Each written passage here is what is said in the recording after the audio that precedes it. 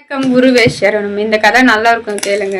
ஒரு ஞானி என்ன பண்ணுவாங்க, ஒரு மரத்துக்கடியில் வெகு நாட்களாக தியானம் இருப்பாங்க. அந்த மரம் என்ன பண்ணுன்னா, ரொம்ப ஒரு நாள் முணுமுணுப்புற மாதிரி கேட்கும். அந்த ஞானிக்கு உடனே என்னன்னுட்டு கேட்பாங்க. அந்த மரம் ரொம்ப ஃபீல் பண்ணும்.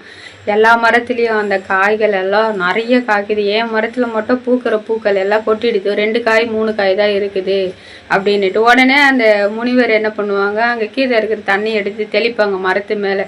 உடனே அந்த மரத்தில் பூக்கிற பூக்கள் எல்லாம் காய் வெயிட் ஆகி தொங்கும். மழை வந்தோடனே இன்னும் வெயிட் ஆகிடும். உடனே அந்த மரம் திருப்பி முணுமுணுக்கு என்னன்னுட்டு கேட்கும்போது அந்த மரம் சொல்ல, என்னால் வெயிட்டு தாங்க முடியல, என்னை பழைய நிலைக்கே மாத்திரிங்கன்னுட்டு. உடனே அந்த ஞானி திருப்பவும் தண்ணி தெளிப்பாங்க. அந்த மரங்களை இருந்த பழங்கள் எல்லாம் கொட்டி சாதாரண நிலைக்கு மாறின பிறகு அந்த மரம் பெருமூச்சு விடுமா. இது எதுக்குன்னா, ஒரு மனிதனுக்கும் என்ன நடக்கணும், எப்படி இருக்கணுன்றதை கடவுள் தீர்மானிப்பாங்கங்க. அதை ஏற்றுக்கொள்ளணும்.